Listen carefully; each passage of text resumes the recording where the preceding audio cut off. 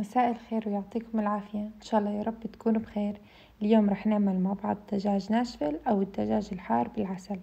هاي الوصفة كتير سهلة وبسيطة، ما رح تاخد معنا وقت كتير في التحضير. وهلأ رح نبدأ مع بعض خطوات تحضير الدجاج الحار بالعسل. هون أنا نظفت 2 من صدر الدجاج وبعدين غسلتهم بالليمون، وبعد هيك بديت أقطع فيهم. رح أبدأ أقطع فيهم على شكل طولي أو زي شكل الأصابع مثل ما هو مبين معانا بالفيديو الطريقة اللي بقطع فيها الدجاج. وهلأ بعد ما قطعت صدور الدجاج رح نحطهم بصحن مجوف، وبعدين رح نبدأ نضيف عليهم البهارات اللي استخدمتها هون هي فلفل أسود ومعلقة كبيرة من بهار الدجاج ومعلقة صغيرة من مسحوق الفلفل الحار.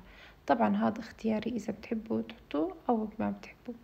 ومعلقة كبيرة من بابريكا ومعلقة كبيرة من بودرة البصل ومعلقة كبيرة من بودرة الثوم. بعدين رح نبدأ نوزع البهارات على صدور الدجاج المقطعة، ونتأكد إنه البهارات توزعت على كامل صدور الدجاج. وهلأ رح أضيف كمان 3/4 كوب الحليب السائل، ورح أضيف كمان ربع كوب من الكاتشب. بعدين رح أبدأ أخلطهم مع بعض منيح، وبعدين رح أحطهم بالثلاجة عبال ما نحضر خليط الطحين أو لمدة ساعتين على الأقل. طبعا الأفضل إنه يضلوا بالثلاجة لمدة ساعتين على الأقل حتى تتشرب الدجاج الصوص اللي عملناه.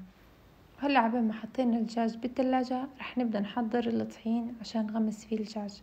هون حطيت كوب من الطحين وضفت عليه معلقة كبيرة من بودرة الثوم ومعلقة كبيرة من بودرة البصل ومعلقة كبيرة من البابريكا ومعلقة كبيرة من بهارات البطاطا، وضفت كمان 3 ملاعق كبيرة من الشوفان.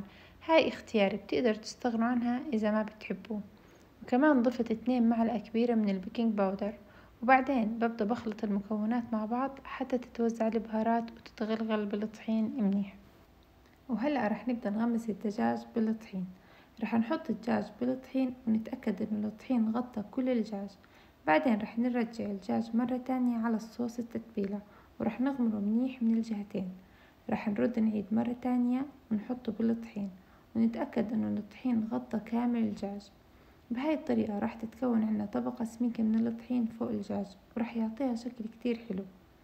راح نكرر الخطوات نفسها لكل قطعة دجاج، وبعدين راح نحطهم بصحن، وبعدين راح نحطها بالثلاجة عبين ما نحضر الزيت عشان نقليهم.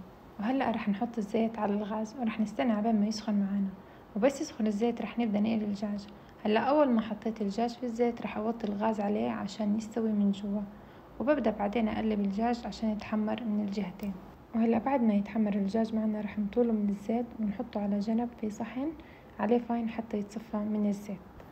وهلا رح نيجي لآخر خطوة عنا، رح نحضر الصوص عشان نغمس فيه الدجاج. هون ضفت أنا نص كوب من العسل، وضفت كمان ربع كوب من صوص الحار أو صوص بافلو أجنحة الدجاج، وبحركهم مع بعض منيح عبين ما تتجانس معي المكونات. بعدين رح أبدأ أغمس الدجاج المقلي في الصوص اللي حضرناه. هلا هون لما أغمس الدجاج بالصوص بدي زي ما مبين معانا بالفيديو أغمسه من الجهتين.